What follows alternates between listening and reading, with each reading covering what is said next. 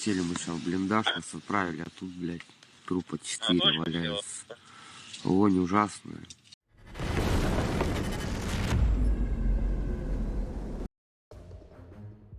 Ukrainian MiG-29 takes out a Russian drone launcher using French AASM hammer bombs. Precision strike caught on video. Ukraine has successfully employed French AASM hammer precision-guided bombs in recent operations, enhancing their strike capabilities against Russian positions.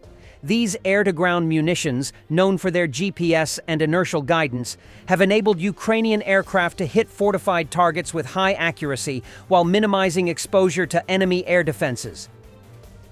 On the Lyman front, drone operators from the Signum Battalion destroyed a Russian truck carrying personnel and supplies heading to the front lines. On the Lyman front, Ukrainian forces continue to repel Russian assaults, holding defensive lines despite intense shelling and repeated enemy attacks.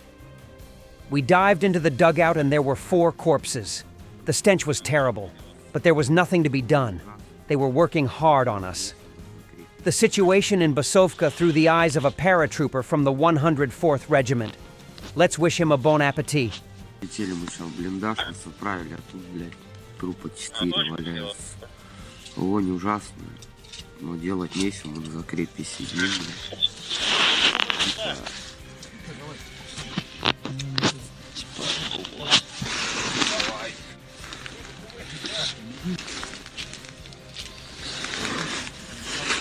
Там еще один стикер, да?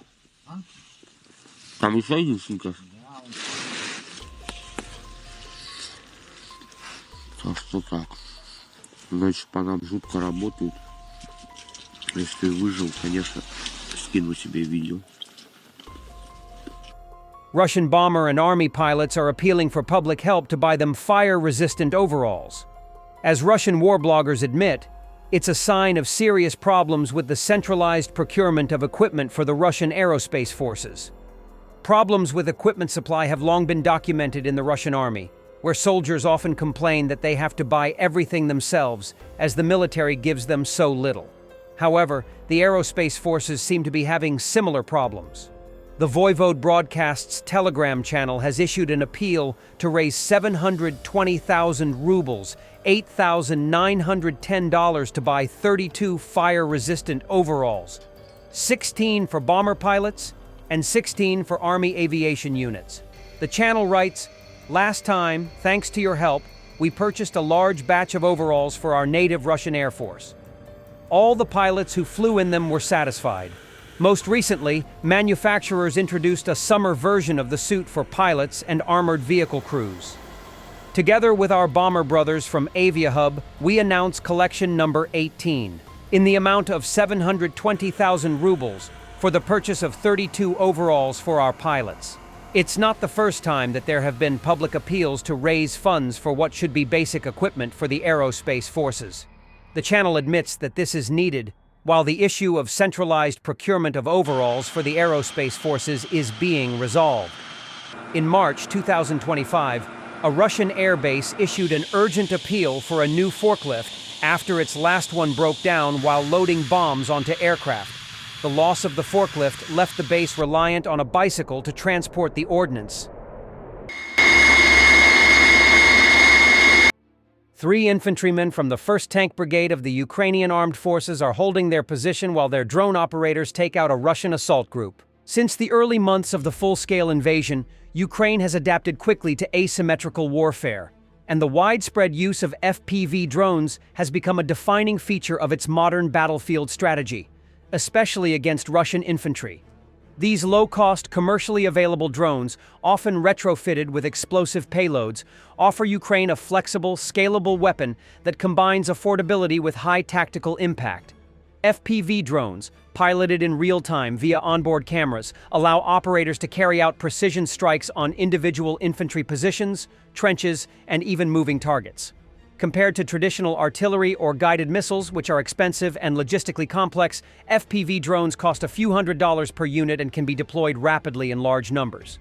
This gives Ukrainian forces an edge in drone saturation, launching multiple drones simultaneously to suppress or neutralize enemy movement. On the battlefield, FPV drones fulfill multiple roles: direct attack, reconnaissance, and psychological warfare. In direct assault roles, they are used to target dug-in infantry, light vehicles, and command posts, often with surprising precision. In trench warfare, drone operators can maneuver into tight spaces, striking enemy troops in cover, something artillery often fails to do. Some units now use kamikaze drones in swarming tactics, overwhelming Russian positions before a ground assault.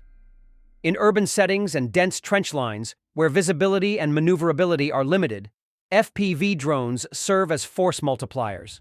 A small team with drones can pin down or eliminate enemy elements that would otherwise require large infantry maneuvers. Ukrainian troops have demonstrated the ability to deliver lethal payloads directly into bunkers or firing apertures, neutralizing threats with minimal risk to their own soldiers.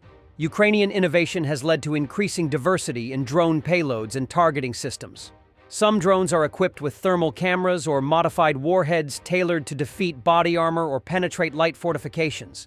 The decentralized nature of drone operations, often conducted by volunteer groups or localized units, has also encouraged fast iteration and field-level upgrades, outpacing the more rigid Russian adaptation cycle. Russia has responded with electronic warfare, jamming, and anti-drone systems, but Ukrainian operators have adjusted with better signal encryption, terrain masking, and pre-programmed flight paths. Former President Biden slams Trump's Ukraine stance, calling it modern-day appeasement of Russia. In a BBC interview, Biden warned Putin won't stop, saying it's naive to think giving up Ukrainian land will satisfy Moscow. For the first time since Brexit, the UK Foreign Secretary is attending an EU foreign ministers meeting. Top of the agenda: support for Ukraine, defense cooperation, and broader European security challenges. A Finnish Air Force FA-18 Hornet fighter jet crashed near Rovaniemi Airport on May 7th. The pilot ejected and survived. The crash occurred around 11 a.m. within a military area, according to the Finnish Air Force. The pilot was taken for medical evaluation following ejection. No civilian injuries were reported. Rescue teams are working at the crash site, which has been cordoned off. Yle, Finland's public broadcaster, reported that a meeting of Nordic defense ministers scheduled in Rovaniemi was cancelled due to the incident. The aircraft involved appears to be a single-seat FA-18C Hornet, as the Finnish Air Force also operates two-seat FA-18D versions. Initial reports suggest a technical failure may have caused the crash. An investigation is underway to determine the exact cause. The plane rose very high and rolled over, as if on its back. Then a few seconds passed and I saw a cloud of black smoke. I didn't see fire, only black smoke, one eyewitness said. The aircraft reportedly flew at a low altitude over a residential area, which is unusual for military flights in that region. In 2023, Finland considered supplying some of its FA-18 Hornets to Ukraine. The Finnish Air Force currently operates 61 FA-18S. The fleet is scheduled to be phased out beginning in 2025. Finland has ordered 64 US-made F-35 fighter jets as replacements, with deliveries expected in 2026. Thanks for watching, and don't forget to subscribe. Also, if you want to support Warthog Defense, please become our member and get early access to new videos, exclusive members-only videos, and become administrator in comment section. The membership link is in the description. Rescues every day. We had a guy last week, it's 6 rescues in 6 days. You know, he's doing the job every day.